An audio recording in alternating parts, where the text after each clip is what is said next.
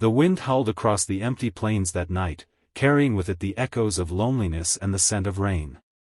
The lantern hanging outside the old ranch house flickered weakly, casting trembling shadows across the porch. It was near midnight when a faint knock broke through the sound of the storm. Inside, a baby's cries echoed through the wooden walls, raw and desperate. The man holding the child, his eyes hollow with exhaustion, stared toward the door, torn between fear and hope. No one ever came this far at night. Not since his wife died. Yet something in that timid, persistent knock made his heart stir. He opened the door slowly, and there she stood, drenched to the bone, shivering, and clutching a worn satchel. Her name was Clara. She looked young, but her eyes carried the weight of someone who'd seen too much loss. "I'm looking for work," she said, her voice trembling between exhaustion and courage. "I can cook, clean, care for children, whatever you need." The rancher, Ethan Cole, studied her in silence. He wasn't used to company, not since tragedy hollowed out his home. The baby in his arms whimpered again, pulling his attention. "You picked a strange hour," he muttered. She gave a small, sad smile. "I didn't have anywhere else to go." Her honesty disarmed him more than her beauty. He stepped aside and motioned her in, the warmth of the hearth swallowing her shadow as the door closed behind her. The baby's cries filled the room, sharp and tired. Clara stepped closer, instinctively reaching for him. "May I?" she asked softly. Ethan hesitated, then handed over the tiny bundle. The baby calmed almost instantly, as if recognizing the warmth he'd been missing. Clara swayed gently, humming a tune that sounded like a lullaby from another lifetime. Ethan watched her, something tightening in his chest. He hadn't heard that sound in months, not since his wife, Hannah, passed during childbirth. He'd forgotten what comfort felt like, what peace sounded like in this house of silence and sorrow. "His name's Luke," he said quietly. Clara smiled down at the child. "He's beautiful. He just needs a little love." Over the next few days, Clara transformed the ranch. The dusty rooms began to smell of bread again, the floors gleamed with care, and even the baby's laughter returned like sunshine after endless rain. Ethan found himself watching her work, noticing the gentle way she talked to Luke, how her laughter lingered in the air like music he didn't know he missed. But behind that warmth, he saw something else, a sadness she tried to hide. One night, as they sat by the fire, he asked, "What brought you here, Clara?" She hesitated, then said softly, "Running from what I lost. Hoping to find what I need." Ethan understood more than her words revealed. The storm outside seemed to echo her pain, rattling the windows as she continued. "My husband died last winter. Fever took him fast. I tried to keep our small farm going, but the debt collectors came. They took everything. I left before they could take me too." Her voice cracked, but she quickly composed herself. Ethan felt a strange kinship rise within him, a mirror of grief reflecting his own. He wanted to tell her about Hannah, about how helpless he'd felt watching her fade away, about the nights when he prayed for the baby to stop crying so his guilt wouldn't echo so loud. But he didn't.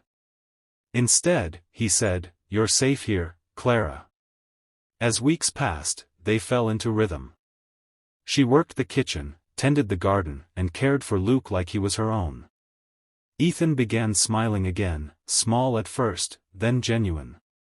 When he rode out to the pastures, he'd find himself thinking of her, wondering if she'd wait at the porch when he returned. He didn't notice it happening, how the silence of grief slowly gave way to something gentle and alive. But one evening, as the sunset spilled gold across the plains, he saw her outside, holding Luke and laughing. It hit him then, the ache of wanting, the fear of losing, and the quiet hope that maybe, just maybe, life could begin again. But fate had one more test waiting. A stranger rode into town, a man claiming to be from the company that had taken Clara's farm. He arrived at the ranch demanding payment for her runaway debts. Clara turned pale, clutching Luke close. Ethan stepped forward, his voice low but firm. "She works for me now. You'll have to take it up with me." The man sneered, "You planning to pay her debts, rancher?" Ethan didn't blink. "If that's what it takes." Clara's eyes filled with tears. "Ethan, you don't have to," but he cut her off gently. "I lost someone once because I waited too long to fight. I'm not making that mistake again." The next morning, Ethan rode into town with the stranger, paid off every last cent using his savings, and returned by dusk.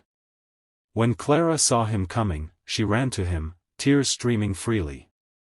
"Why would you do that?" she asked. Ethan looked at her, the fading light soft on his weathered face. "Because you gave this house back its heart." His words broke the walls around her. She sobbed into his chest, not just out of gratitude, but because for the first time since she'd lost everything, she felt safe again. Life settled into a new peace. The ranch began to flourish. Ethan would watch as Clara and Luke played in the yard, her laughter mingling with the baby's giggles. The pain that once haunted him began to fade, replaced by quiet joy. Yet he still held back, unsure if what he felt was love or simply the need to fill a void. Clara, too, stayed careful, afraid that happiness might slip away if she reached for it too soon. One cold evening, as frost kissed the window panes, Ethan found Clara sitting by the fire, mending one of Luke's tiny shirts. The sight filled him with something unspoken. He walked over and knelt beside her. "Clara," he said softly, "you've brought light back to this place, to me." She looked up, eyes wide, trembling slightly. "Ethan," but he shook his head, not letting her speak yet. "I don't know what tomorrow brings. But if you'll stay, if you'll let this house be your home, I swear you'll never face another storm alone." Tears glimmered in her eyes as she nodded, unable to find words. He took her hand, rough from work but soft with warmth. In that simple touch, promises passed unspoken, of shared mornings, laughter, and the courage to begin again. Months rolled by, and spring returned to the plains.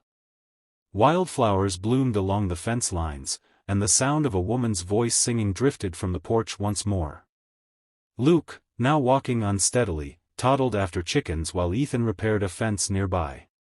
He looked toward the house and saw Clara hanging laundry in the breeze, her hair catching sunlight like spun gold. For the first time in years, he felt complete.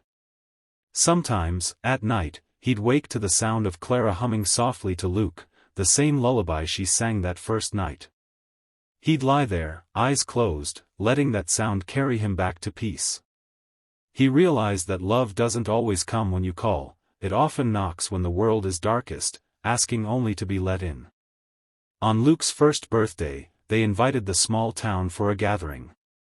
Laughter filled the ranch, music played, and Clara stood beside Ethan, smiling as people congratulated them. When everyone had gone, she looked at him and whispered, "Do you ever think about how it all began?" He smiled, touching her cheek.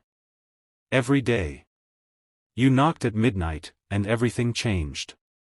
The years passed gently. Together they built a life, raising Luke with love that healed both their wounds. Sometimes storms still rolled across the plains, but inside the house, there was warmth, laughter, and the sound of family.